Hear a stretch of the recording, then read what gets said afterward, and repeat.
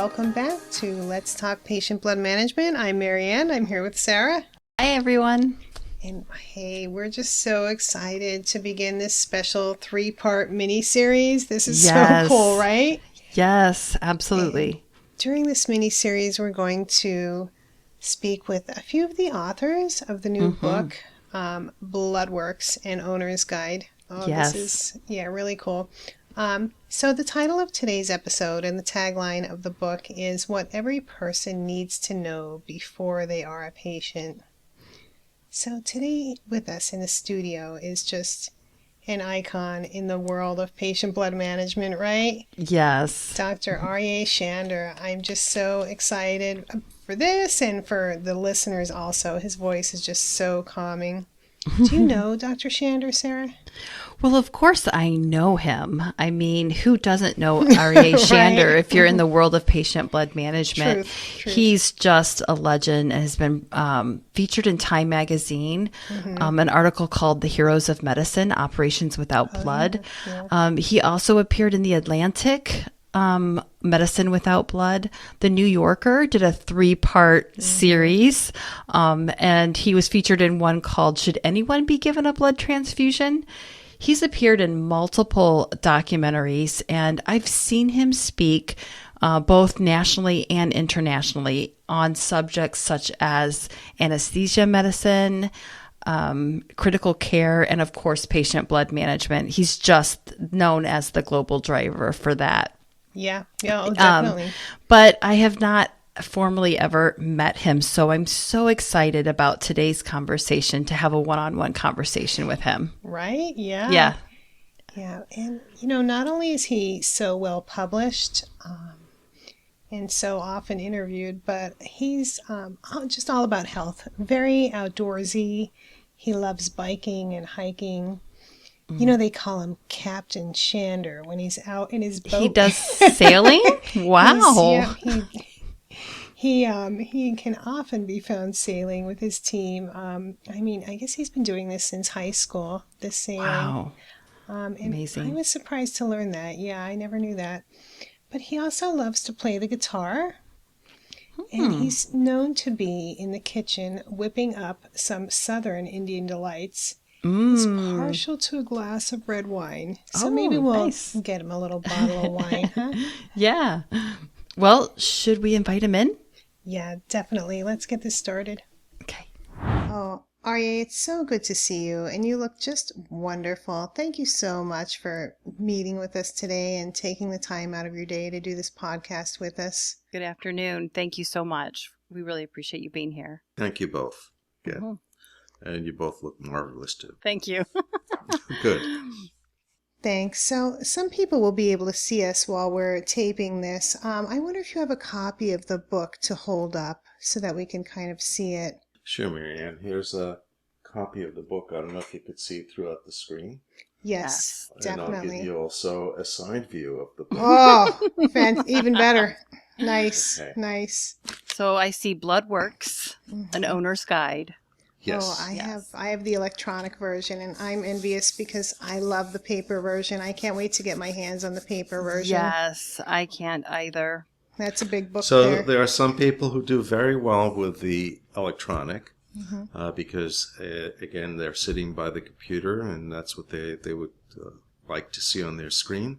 And they're at ease reading that stuff, right? And others really need to take this somewhere where they can be alone with a book and really get into the text. Yeah, so I really like that it's going to be, available in both formats. Yeah, definitely. Now, looking at the cover of the book there, I see the tagline, What Every Person Needs to Know before they are a patient. So why is it so important to be prepared as a patient?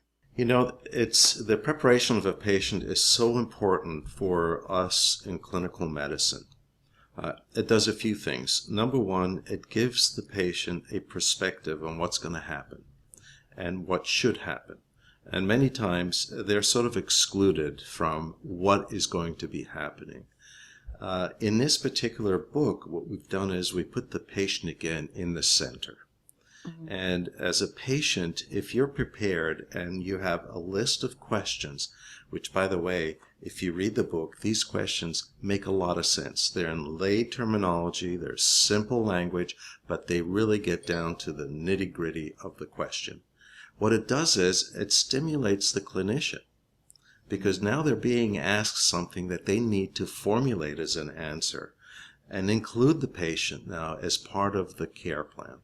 So getting prepared is essential by understanding what are some of the questions that you need to ask in terms of what will happen. Now, we're concentrating mostly on blood, but as you know, there are other books out there, other publications for the public, again, helping them ask the question, none of which have been organized in both the depth of the information and also what's critical, an organization that makes it simple for the patient, but yet stimulates the clinician in terms of thoughts of what's important to the patient. Yeah, I really felt that when I read the book. It is very deep, and yet it explains things so simply. So it's a masterful book, and I'm just so excited for the public to have it, for it to be coming out. And as I mentioned, the public will carry this to the clinicians, right? Which I think is going to be another advance. Yes. We need to align the clinician with the patient's goals for their care. And this book does it. Wow. So, Aryeh, I have a question for you. In 1997, Time Magazine did a special feature called The Heroes in Medicine, Operations Without Blood, and you were featured in that magazine article for treating Henry Jackson, a young patient who hemorrhaged to a blood count I have never seen before or experienced. At that time, physicians who were treating him felt that his condition was not survivable. You took that on and you successfully treated him. He was a Jehovah's Witness patient, along with a second patient in that article, young Cristali Rodriguez. She was 11 years old. She needed a very complex surgery. We call it a Whipple. That's very rare for children to need this type of complex surgery. Her parents declined blood transfusions. Your team successfully did that 10-hour surgery without blood and respected their wishes. The article also said that 90% of people who declined blood transfusions 25 years ago were doing so for religious reasons. But yet they were seeing a trend that more and more people were not wanting blood transfusions based on just the risks. So I'm wondering now, 25 years later, do you think that people who do not want blood transfusions, are they doing that for religious reasons? Or do you think that they are really expecting the medical community to preserve their own blood, help them build up their own blood as a standard of medical care today? Well, thank you, Sarah. I think that that's a very interesting question. And of course, the introduction also. I just want to state from the top that, as you could see from my shirt, I am no hero. I am basically doing my duty as a clinician. And as a clinician, patients come to you with sometimes out of the ordinary circumstances.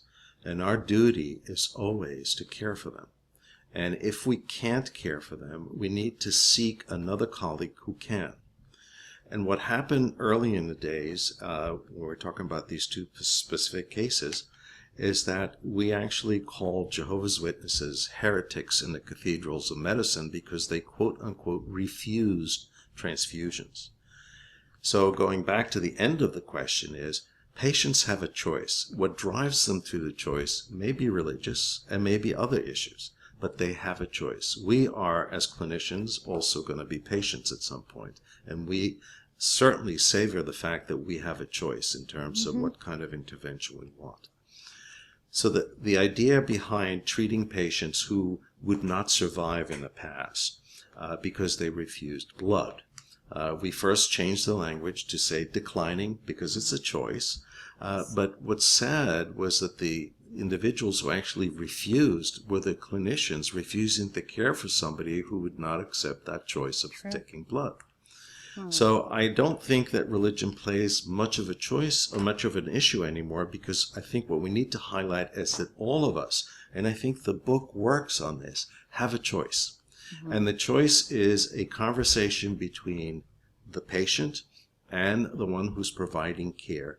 And going back to the same statement I made before, those have to be aligned. Sometimes it's easier, sometimes it's difficult when you're saying to the clinicians, I am not going to accept blood, right? I'm going to decline blood. Right. We have to find other ways. What the witness community has done for medicine is incredible, if you think of it. These two cases, we're getting highlighted, but in fact, there's been so many witness patients in the past who actually perished because of improper care, because they, again, declined transfusion. But what we learned, which is so important, is that blood as an organ is the only one that actually regenerates almost completely if we treat it with respect and appropriately. And what we learned from this community, again, the teachings that we had from this community, was that if we apply our biology and physiology, the knowledge that we know, and organize it in such a way that looks in many ways scientific, we can actually get the blood to regenerate, not only quickly, but completely, getting them through a very stressful period, even life-threatening, and then going back to normal life. So in many ways, it sounds as if we are sort of the heroes, but we're not. It is the endurance of the witness community over years who have not only taught us, but also sacrificed in many ways their lives by people refusing to care for them properly. Today, I think the recognition is that patients can be treated with protocols to regenerate the blood without transfusions. Yeah. So no one wants to be transfused. Whether Yes. you're a witness or a Catholic or a Jew, you just don't want to be transfused. And if you accept blood, unless it's absolutely necessary, and the absolutely necessary is not a good excuse. It's avoidance, because transfusions have risk, and most people in the population know. And I think our book organizes it in such a way that it's not in any way demeaning or degrading. It's just giving you the option of getting your blood regenerated appropriately before anything else happens. So, our thanks to the community. This has always been, in my mind, a two-way street. Everyone gains. Yeah. Yes, I've been fortunate enough to work in an organization who has had a bloodless care program since the 90s, the early 90s. And when I was able to be a part of the program, one thing that we implemented was just asking patients as they come in their very first interview with nurses, would you like a blood transfusion, or would you accept a blood transfusion? And we found that our answers doubled overnight by just asking everybody. They were like, no, I don't want one. I don't want one. And then we had, a caveat for, patient blood management versus, how absolute are you? But what I found is that the public is moving towards not wanting blood. But when they come into us, sometimes we're focused as medical personnel. Oh, you must have a religious objection. And we had that just recently where a patient was frustrated because she was declining a blood transfusion. Her hemoglobin was 4.6. And they kept asking her what her religion was. And she was like, why does that matter? Why doesn't that matter? Just please treat me. And so I think we almost have to catch up as medical personnel. Mm-hmm. You're right on, as they say, Sarah, with this issue. And again, I would recommend those who are looking for ways of understanding what is happening in the medical community, the change that is happening is essential. It's very interesting that we have to attribute a choice of a patient to some reason which may seem unreasonable. It really is not the case. We do have the choice, and that's what's paramount here. And your background, whether it's a creed, religion, whatever the background is immaterial. Mm-hmm. That's your choice. Now, a clinician may be kind enough to inquire about your background, Right. which is part of something that we get to know our patients, which is very different than the scenario that you just Yes, pictured. very much. Oh, that's wonderful. Great insight there.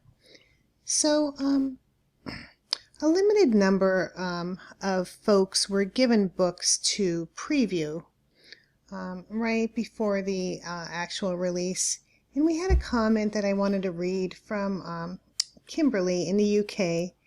And Kimberly says anemia is something that she's dealt with and still does. Major blood factors have become an everyday issue in her life.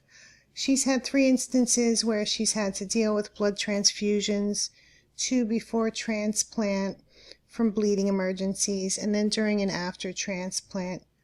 She says, I think it's amazing that there's now a book that answers questions lots of people have, and she says, I know I still have many, and this book has been very helpful. Yeah, so there's a real buzz about this book already, and it's not even in the public's hands for the most part yet. Not just from medical professionals, but from everyday people like Kimberly, who are saying they love it and it's helping them so much. But it is like, as you showed there, I know you're very strong and you had to pick up that gigantic book. And thank God you're a sporting man. I'm taking a rest, right? Yes. And, doctors, they love these big books. They're used to them, but many consumers just are, scared by that.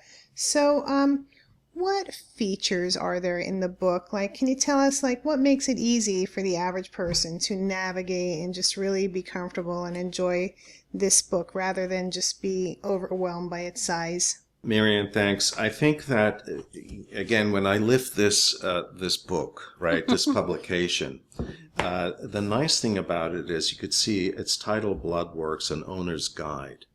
And any owner's guide has chapters in it. And the way I think of this book is that this is a compilation of short stories. Each one of these chapters is a short story in itself. You could read one chapter from beginning to end and not read all the others and still get what you need from that particular chapter. So look at the title of the chapter. It answers already a question that you may have or may lead you into it. But I will guarantee for anyone, if you look at this as a compilation of short stories and you start with one short story, you will want to read all the rest. Yeah. Because I agree. the way it's organized, right, so the way it's organized is we have the snapshot to start with, right, so that you can get an idea of what's coming in the rest of the chapter. The chapter itself is going to be full of information. Now, full of information, not overwhelming information. So it's done in such a way that's easy to digest. And if you are thinking that you don't really understand it, I will tell you, reading the sentence again, you need not to go back again. And then at the end of the chapter, we have the nutshell. We have basically the key message that we want to make. Now, the book as a whole has a key message. And the key message I already mentioned to you before is that the one issue we've missed in medicine for years is recognizing that blood regenerates. Mm-hmm. We're always seeking for other outside remedies when the remedy lies within the patient. And if that's one message after reading all the short stories you come away from, I think that we've done our job. That's great. This is something we've missed in medicine, and now I think it's back on track with what we have.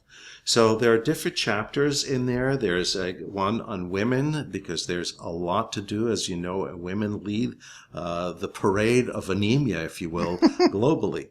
The population that has the highest rate of anemia happen to be women, and throughout their whole life. It's not just in early stages. And then, of course, we have pregnancy, which is a specific and more of a, focused area. But then we can go into just the general anemia. We can also talk about the emergencies, something which many clinicians doubt that you can't manage without blood. And again, you'll see within this book and within this chapter, yes, there are some situations where clearly we need that to resuscitate, but in many situations we can avoid bank blood using the regenerative powers of the patient. Wow. Yeah, that's great. You know, Arya, coordinating a book with 48 different co-authors is a monumental feat. So you wouldn't be doing this unless you had a real vision and passion for what this book was going to accomplish for people. And I'm wondering for you, what do you feel that this book, Bloodworks, An Owner's Guide, is going to accomplish? And how do you think that the readers are going to benefit from it? I think that, having so many contributors, 48 contributors, versus just 3 people writing the book or even one person writing the book, not only does it add credibility because you have experts in the field of medicine who are leaning their shoulders into this with conviction. And I think that anyone reading this book who recognizes the contributions from so many parts of medicine just adds to the credibility of the information that they're going to be getting. So I think the book relies on the contributions from all of these individuals. And many of these, what I'd like to add to the picture is that for each one of those 48, there are many people behind to work together. Patient blood management or Bloodworks, or again, the guide, is a team approach. If there's anything we could leave with you today, is that this is not an individual sport. This is a team sport. Yeah. So again, I think having the 48 on this team was essential. Wow. Wow. Yeah, what a team. Yeah. Definitely. So we've covered the front of the book, but on the back, if you wanted to show the back maybe, there's a very powerful quote. Thank you so much. It says, "More than 2 billion human beings suffer from anemia. How's your blood health?" And Dr. Erwin Gross, he'll be with us on our next episode to discuss this. But for now, Arye, how big of a deal is anemia globally? So how important is this topic? You know, we look at the world from a sort of a jaundiced eye in healthcare, because we call it healthcare, but it's actually sick care, right? We deal with diseases. Yeah. So true. So if you look at the leading diseases that cause disability in the world, cancer is known for, everyone knows about cancer. Yes. Everybody knows about cardiovascular disease, mostly cardiac disease, right? And of course, one of devastating diseases is diabetes, which is very prevalent in the world. Each one of these not only impacts on the individual, but impacts on the community and impacts on healthcare. The fourth one is anemia. The problem with anemia is that it's a silent disease. There are multiple symptoms, but none of them are specific for anemia.